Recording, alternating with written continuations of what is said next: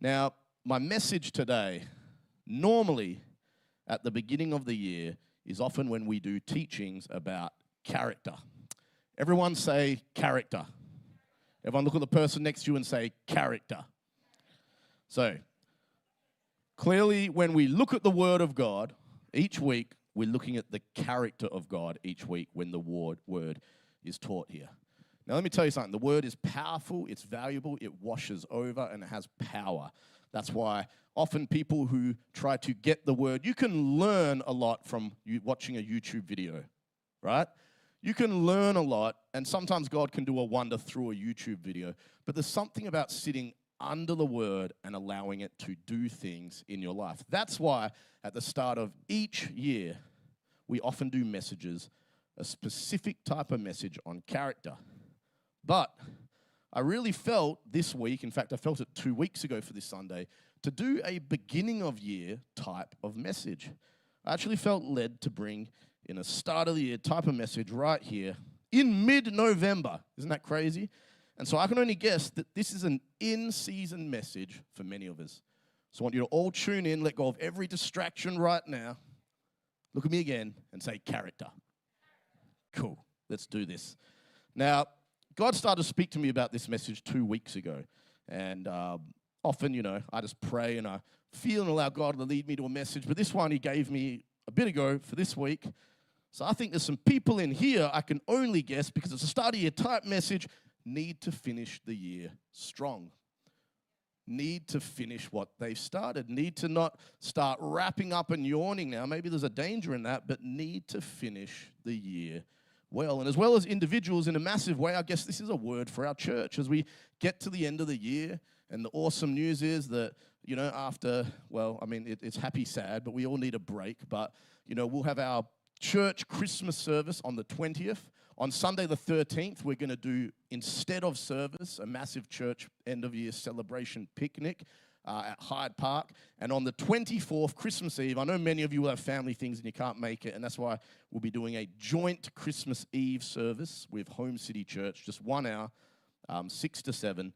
5 to 6, and then we'll be having 2 Sundays off, and we'll be back on January 10th. Everyone got that? Cool. Dory, you'll get more announcements. But my point is, there's a time to rest, but then there's a time when the job isn't finished. And what I want to say to you is, let's finish the year well. I believe this is a word for individuals in your workplace, businesses, homes, families, relationships, whatever it is. Finish the year well. Be mindful to finish the year with excellence and character. And as a church, let's finish the year well. Great things are happening. We'll be celebrating that on Wednesday night, 18th. And in that, as things are going good, we'll be revisiting this term, excellence, this morning. Everyone say excellence. Excellence is not just a buzzword. Excellence is a part of the character of who God is. In 1 Corinthians 14, it says, since you are eager for gifts of the Spirit, try to excel. Say excel. Excel in those that build up the church. Colossians 3, whatever you do, work at it with all your heart as working for the Lord, not for human masters. If God's given you something, entrusted you with something, whatever you have stewardship over, and every single one of you has stewardship over something, many things, work at it with all your heart. And Proverbs 23, do you see a man who excels in his work? He will stand before kings. Now, Proverbs is very poetic. We don't even have a king. But what it's saying is that what you do with excellence will take you places. That when you are excellent in whatever you're entrusted with, it will take you places. It will make a way for you. It will open doors for you. It will do something for you. Now, we've looked at excellence many times before here. It's an important thing to look at. It's an important part of who God has called us to be. It's a part of His character, His nature. Wrapped up with excellence is character, integrity, perseverance, and what we call all these sort of things. It's an important part of who God has called us to be. But there's a different angle to excellence we're going to be looking at this morning. In quickly explaining what excellence means, I'm reminded from a scene in the movie The Last Samurai. In the movie The Last Samurai, the Western character Algren, who, by the way, isn't the last samurai, okay? Jackson is the last samurai. Jackson Archer Sheikh, my son, he is the last samurai. And his son will be the last samurai after him. But in this movie, The Last Samurai, the Western character Algren, he's a prisoner in a samurai village, and he makes the following observation. He says this: "They are an intriguing people. From the moment they wake, they devote themselves to the perfection of whatever they pursue. I have never seen such discipline." Let me say that again. From the moment they wake, they devote themselves to the perfection of whatever they pursue. I have never seen such discipline. Now, often we can get excellence twisted because we think of perfection, and perfection isn't achievable. Excellence is actually an opposite of perfection. Not the opposite, but an opposite. And I'll tell you why. If devoting ourselves to the perfection of something is a part of excellence, well then, if it's already perfect, you don't need to devote yourself to the perfection of it. Do you understand what I'm saying? If something's perfect, it needs no further work. If you're perfect, you need no further work. That's why it's awesome to say that this is a church full of imperfect people. We all need further work. You find someone that thinks they're perfect or even near perfect, they need no further work. They've arrived. No one's got anything to tell them. But excellence lends itself over to the pursuit of perfection, realizing that it will never be achieved. But basically, whatever we're entrusted with, whatever we hold, we're to take it and we're meant to make it better. We're meant to develop it. We're meant to run with it. We're meant to improve it. We're meant to refine it. That's what excellence is. That is the character and nature of excellence. We're never satisfied with what it is, not in an ungodly way, but in a way, God has given me this. I'm going to do more with it.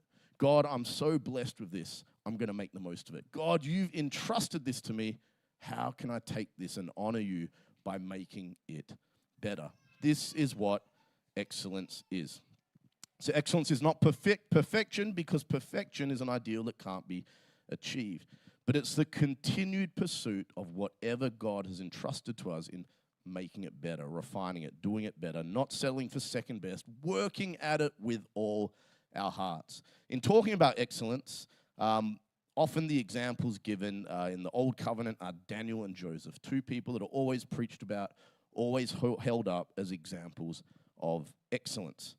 In Daniel 6, it says this: "Daniel was preferred above the presidents and princes because an excellent spirit," everyone say excellent spirit, or in some translations, a spirit of excellence was in him, and the king thought to set him over the whole realm. In Daniel 5:12, "An excellent spirit, knowledge, and understanding to interpret dreams, explain riddles, and solve problems were found in this Daniel, whom the king named Belteshazzar."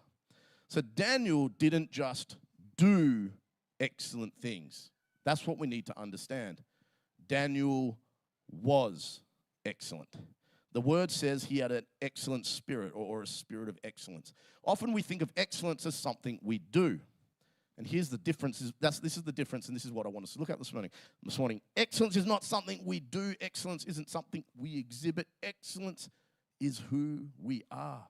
Excellence is who we need to be. We need to walk in a spirit of excellence.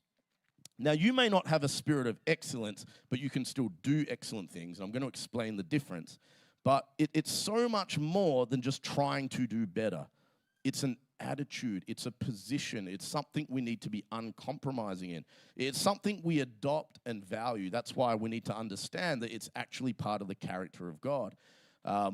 Rather than saying, man, I guess I should just do better or be better in this particular area, when we develop a spirit of excellence, we don't even need to say that, because it just flows out of who we are. If we're walking in a spirit of excellence, then whatever God gives us, we will handle in a certain way, because it is who we are.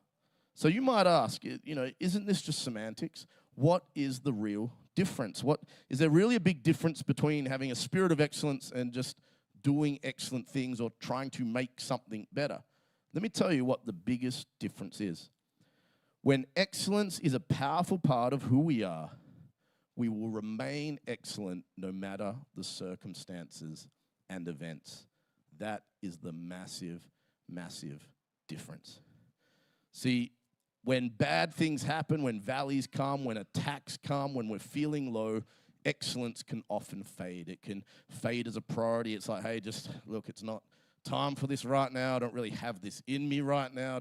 I don't have a whole lot to give right now. This is when the ball gets dropped. This is when, because it's not a part of who we are. It's an area that we once valued, we once held in a valuable light, and we're trying to work on it and make it better. But here's the thing, when we adopt God's attitude, when we adopt a spirit of excellence, then no matter what we do, what we're holding, we will seek to make it better. We will seek to improve upon it. We'll seek to refine it and develop it because it is a part of who we are. And when bad circumstances, bad events, valleys, attacks, challenges, problems, when all this arises, the attitude won't creep in to rob us of excellence in any area. The excellence will remain. Why? Because you can't help be excellent because it's a part of who we are.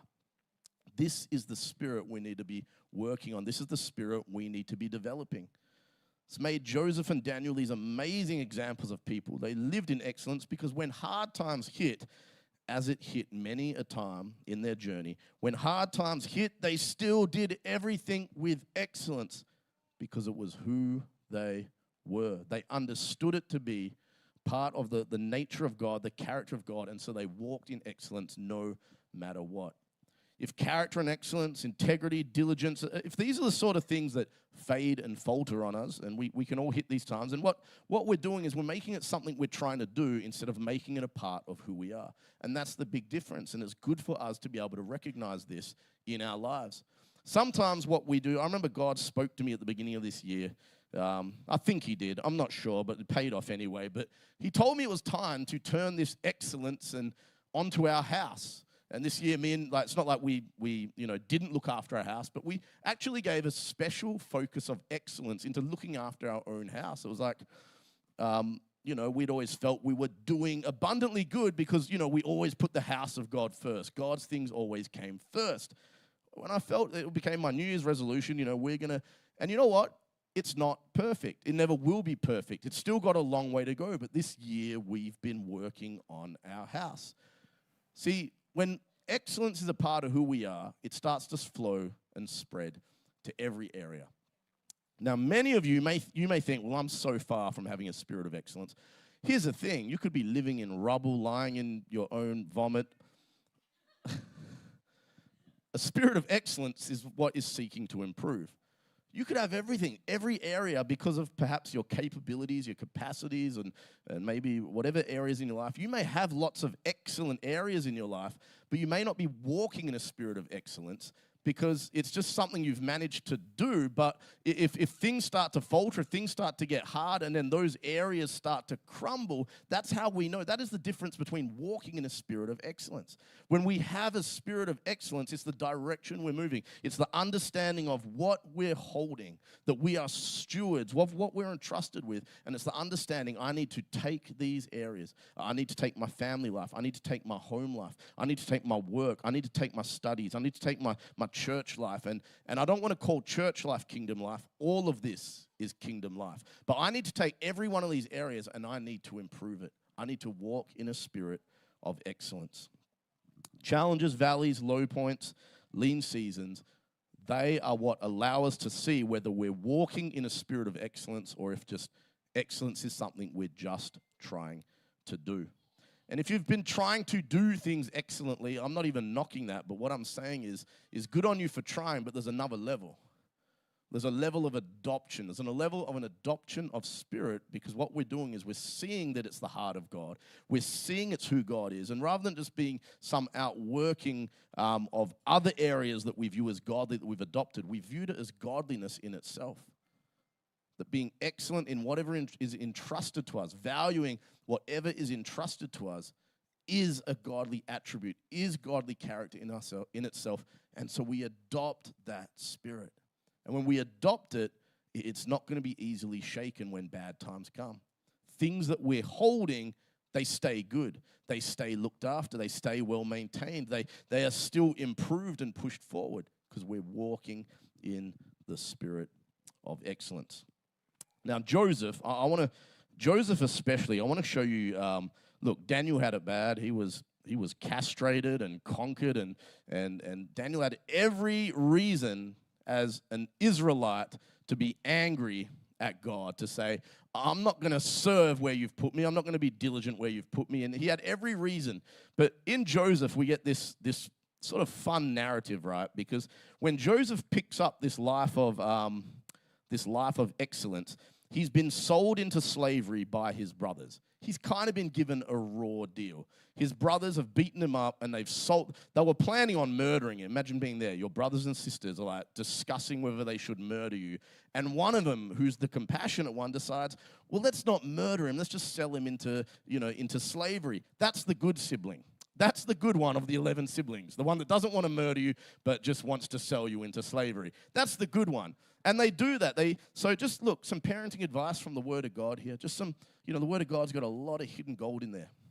If you've got kids, don't get one of them and put like a golden jacket on it and tell all the other kids that it's your favorite. It just doesn't end well. It kind of makes the other ones want to murder that one. So there's some parenting advice right there. Put your hand if you've got kids. Don't give a golden jacket to the one you like best and let all the others know that, hey, this is the fruit of my eye. This is the apple of my eye. All the others, I want you to know this is my favorite. Bible's got a lot of gold in there. We don't realize. Don't do that.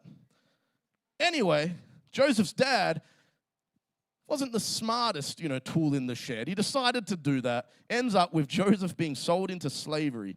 Now, after he gets sold into slavery, an Egyptian man buys him as a slave, and it says this.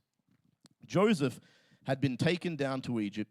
Potiphar, an Egyptian who was one of Pharaoh's officials, the captain of the guard, bought him from the Ishmaelites who had taken him there. The Lord was with Joseph so that he prospered, and he lived in the house of his Egyptian master. When his master saw that the Lord was with him and that the Lord gave him success in everything he did. See, here's an awesome part of a spirit of excellence. When people see it, they're seeing your godly nature. They're seeing God is with you. God is for you. Joseph found favor in his eyes and became his overseer. Potiphar put him in charge of his household, and he entrusted to his care everything he owned. From the time he put him in charge of his household and all that he owned, the Lord blessed the household of the Egyptian because of Joseph. The blessing of the Lord was on everything Potiphar had, both in the house and in the field. So Potiphar left everything he had in Joseph's care. With Joseph in charge, he did not concern himself with anything except the food he ate. Who knows that Joseph had every reason to be grieved? Who knows that Joseph had every reason to be disgruntled? He'd been sold into slavery. He should have done it trudgingly, should have just done it reluctantly. This guy literally owns him. But yet, he conducted himself with integrity, character, and excellence to the point that he was put in charge of the entire household. His demeanor was not that of a beaten down man, devastated by unfortune and unfair circumstances. He didn't allow that to affect how he conducted himself because he had a spirit of excellence. It couldn't help but shine out of him. See, if we're seeking these attributes just to use them to reach a goal, well then when the pressure hits, or when we feel mistreated or unheard, or God and life are withholding blessing from us, then these things will be shaken. These things will fade. It's going to be hard to walk in that. When it's our spirit, when it's something we've adopted, when it's a part of who we are, it will remain, and it will remain strong. And it took him places. Just like we read in Proverbs, it took him before kings. It made a way for him. Now, he's done that, right? He's managed. He's been put in this terrible situation, sold into slavery. And even there, somehow he's managed to conduct himself with a spirit of excellence, work his way to the top. But then what happens, and it's not even an incident, the word describes it as something happening over and over and over again. It literally says, I don't have a scripture up there. It says that he was well-built and good-looking. So he was muscly. He was a muscly, well-built man, Joseph. And it says that Potiphar's wife took a liking to him. And she would continually throw herself at him. And he would resist, and he would resist, and he would resist, and he would resist. He would conduct himself with honor and integrity until one day she jumped him, grabbed him, and he was like, no, and he ran off, and the cloak came off him. And so she went to her husband and said, he tried to seduce me, and here I have his cloak, because I don't know how that was proof, but it was, because, wouldn't he have put two and two together? That means he ran. Anyway, so he gets put in jail. You know what? Surely it's time to let go of a spirit of excellence, right? I mean, you've tried your best. You've conducted yourself with a spirit of excellence. You've been beat up, sold into slavery by your murderous brothers. Now you've been put in this household. You've worked your way up to the top finally, and now out of somewhere, you've been accused of something you didn't do, and now you're in jail. Now you're in jail. Surely now is a good enough excuse to let go of a spirit of excellence. But no, it says this: Joseph's master took him and put him in prison, the place where the king's prisoners were confined. But while Joseph was there in prison, the Lord was with him. He showed him kindness and granted him favor in the eyes of the prison warden. So the warden put Joseph in charge of all those held in the prison, and he was made responsible for all that was done there. The warden paid no attention to anything under Joseph's care, because the Lord was with Joseph and gave him success in whatever he did. It comes down to that saying, right? When life gives you lemons, make spiritual lemonade. That's exactly what Joseph did here. He's gone from being the favorite in his father's household, sold into slavery. Surely it can't get any lower than that. He's worked his way back up. Now through no fault of his own, he's in jail. But see, even there, he walks in a spirit of excellence, and he ends up being in charge of the whole jail. The warden pretty much sits there all day long with his feet on the table watching Netflix, and you've got a prisoner now who walks in such excellence that he's now in charge of the jail. And in that, it provides him with this opportunity. Think about after having all that done to you, right? After all the bad stuff happening to you, surely you've got excuses. But no, he's still got a heart for other people. In Genesis 46, it says, Joseph came into them in the morning and looked at them and saw that they were sad. So he asked Pharaoh's officers who were there with him in the custody of his Lord's house, saying, why do you look so sad today? So two of Pharaoh's officers have been put in jail. Joseph, after all that's happened to him, sees that they're sad. These are the people that put him into slavery. These aren't his people. And yet he's asking them, why are you sad? He ministers to them. But as he ministers to them, as he walks in godly character and excellence, that is what eventually makes a way for him to stand before Pharaoh, before the king. And just like it had happened over and over and over again in his life, in Genesis 41:38, it says, Pharaoh asked them, can we find anyone like this man, one in whom is the Spirit of God? And Joseph is made the prime minister of Egypt, second only to Pharaoh. And from there, he's able to save many nations through Egypt's illustrious work in collecting grain, because he knew that famine was eventually going to hit, and God used him mightily there. See, a spirit of excellence, walking in excellence, is a matter of who we are. It's not something we do. It's not something we try and make happen. What we do is we need to adopt it. We need to adopt godly character and make it part of who we are. When we make it part of who we are, well then when the bad things happen, accusations happen, no matter where you end up, when you get pushed down, no matter what happens, you will still walk in character, integrity, diligence, excellence, because it just flows out of you. It is just part of who you are. Good, godly character is not just a means to an end. If we treat it that way, well, then when we don't get the end that we want out of it, we'll drop it. If that's the mentality, we will find it hard to walk in godly character. Godly character is just who we are no matter what, because it's who he is. It's when we understand who he is that we adopt it. When we feel like we're not getting what we want, does excellence remain? Does character remain? This is a good question for every single one of us to ask ourselves. Who are we when blessing tarries?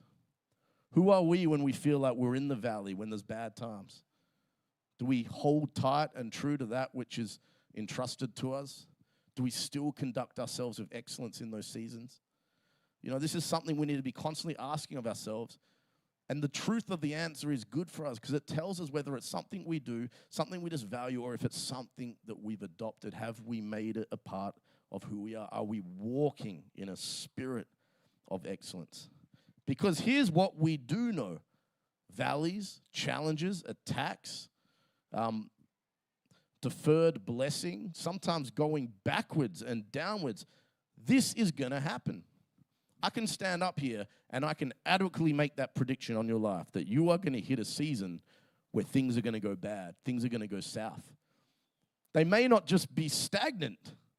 They may go south and very badly. Things may go terribly for you. I don't wish it for you. I just know how life is. It's full of valleys. It's full of mountaintop experiences. It's full of ups. It's full of downs. But when we've made a spirit of excellence part of who we are, then I know that you will have what it takes to make it through perhaps that God-intended valley. What he wants you to learn out of it, grow in it, you will make it to the other end, and you will do so because you have a spirit of excellence. The part of God within you will still be seen even in the lowest part because it's no longer a preference. It's now a priority. It's now an adopted part of your spirit. If you were conducting yourself with excellence, character, and integrity, and then you're demoted in your workplace, instead of promoted, ask yourself, would you still give your all, the excellence that perhaps you, how would you conduct yourself? You know what, maybe it's even really bad. You were promised the promotion, and you worked your butt off for it. They promised it to you. You had better opportunities elsewhere, but you stuck with it because they said, hey, look, if you just stick here, this is where it's going to end up. But then the boss's nephew, that snotty-nosed brat, rocks up to work late, has a bad attitude, just everything's wrong with him, and then he gets the promotion. How would you conduct yourself? Could you still walk with integrity and character? Will you still stay true to the character and integrity, the nature of God? These are realistic scenarios, and you can take these and you can apply them to multiple scenarios in your own life. Who are you when the chips are down? It's confronting, isn't it? Who am I? Who am I when it all comes and hits? When it rains, when disease hits, when pestilence hits, when poverty hits, when all that life has to throw at you, when it hits, who will you choose to be? I'm just telling you, it becomes a whole lot easier to walk in character integrity when you've adopted it and made it a part of who you are instead of something that you're just trying to do. An excellent example for all of us, and I think was even part of God challenging me on this in the beginning of the year, is are you excellent or trying to be excellent? Remember, this isn't about perfection. It's about the direction we're trying to grow, who we're trying to become. Are you excellent in every area that is entrusted to you? Or have you picked and chosen a couple that you're passionate about or perhaps have the better payoff? And you've made them the areas where you show excellence, but other areas, they're allowed to dwindle, they're allowed to tarry. See, a spirit of excellence will growingly seek to become excellent and better. And I know it's a capacity issue too, but a spirit of excellence will grow your capacity, but it will take you further in every area. In Proverbs 23, it says this, "My son, pay attention to what I say. Turn your ear to my words. Do not let them out of your sight. Keep them within your heart." So when we see these godly attributes, these godly pictures of who he wants to be, where are we to put them? There can't be a mental thing. Okay, this is the formula for me to succeed. If we do that, like I said, when bad times hit, it's going to fade. But when you take it and you make it a part of your heart, for they are life to those who find them and health to one's whole body. And that's why it says this famous of Christian verses, above all else, guard your heart. For everything you do flows out of it. See, when the spirit of excellence is in your heart, it'll flow out. Whatever you do, it'll flow out.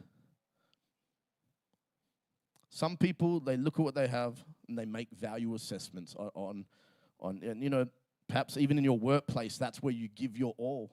And maybe your family gets the scraps. That's not excellence. That's just perhaps a value of money. And so you're willing to put the work in there. Perhaps your church life is what is lagging. Perhaps you had the opposite problem, luckily so, of me and Tracy, where, we would perhaps neglect our own household, which in itself is bad. But perhaps your church life is what is lagging. Perhaps there's no excellence towards the things of God because He's Father. He gets it. He understands. He knows I'm busy. He knows my heart. Often I've found that whenever we have to say the words, God knows my heart, it means that we're, doing something wrong. Anyone know what I'm talking about? It's all right. He knows my heart. It's all right. Tracy knows my heart. It's all right. I forgot her birthday. She knows my heart. She knows I love her, I think. Maybe it's church life. Maybe church life is not being done excellently because the payoff isn't there for you. That's a very big sign of something you're trying to do instead of something you've adopted. When it's something we try to do instead of who we are, the biggest way we'll know it is we will apply it in the areas where we want to see a payoff. We'll apply it in the areas where we want to see good things happen. When it's part of who we are, it doesn't matter. Doesn't matter if it's your indoor soccer team. Doesn't matter if it's your, what's that thing you do that I saw? Doesn't matter if it's your pottery class when you're doing your pottery. Doesn't matter what it is. You'll just want to exhibit and apply excellence in whatever area. Why? Because it's just flowing out of your heart. You may not always have control over the circumstances and events in your life. Often you won't. But here's the good news I have for every single one of you. You have control over who you are. You control that. You have control over who you're becoming. You have control over who you're growing into. You have control over who you end up. This is within the area of your control. The factors, the circumstances, the events that can drive you to let go of these godly attributes, you can't control them. You might be able to have minimal control, but often we can't control them. But we have control over whether we want to walk in godly character and integrity. We can control whether we walk with a spirit of excellence. Luke 6 says this, no good tree bears bad fruit, nor does a bad tree bear good fruit. Each tree is recognized by its own fruit.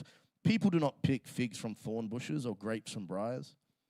A good man brings good things out of the good stored up, where? In his heart. And an evil man brings evil things out of the evil stored up in his heart. For the mouth speaks what the heart is full of. I think this applies just to so many areas of our Christian walk. Are we just trying to do something? Are we trying to utilize a teaching tool? Is this just another tool to get me to where I want to go? Or am I seeing the picture of Christ? Am I seeing who He is and adopting it and walking in that spirit instead of trying to utilize principles? The NKJV version says this, a good man out of the good treasure of his heart brings forth good, and an evil man out of the evil treasure of his heart brings forth evil. For out of the abundance of the heart, his mouth speaks. Not just what's in there, the abundance. Let's allow the abundance in our heart. Let's allow the abundance of what's flowing out to come up from things that we're bringing in. It's not something we handle out here like a tool. It's something we bring in here and we allow it to transform our mindsets, our priorities, our focus. It's not a means to an end. It is the end. This is why, just as we read at the very beginning of the message, whatever you do, work at it. What do you work at it with? Your heart. Because it's out of the heart that you're going to flow as working for the Lord, not for human masters. If I could have the band come up and if we could get ready to give out the communion emblems. And I want you all to stand to your feet right now.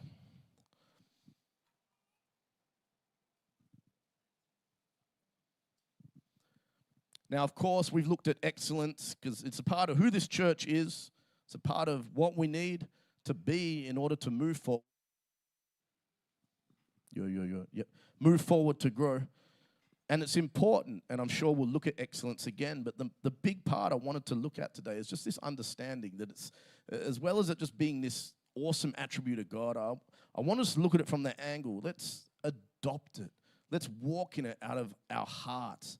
It's not just a tool. It's not the means to your promotion. It's not the means to whatever, you put your hand to blowing up and doing awesomely.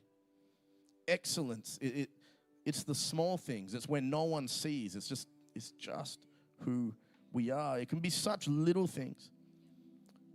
And in our church, as well as in your individual life, in our church, let's be a church that continually moves forward in excellence also.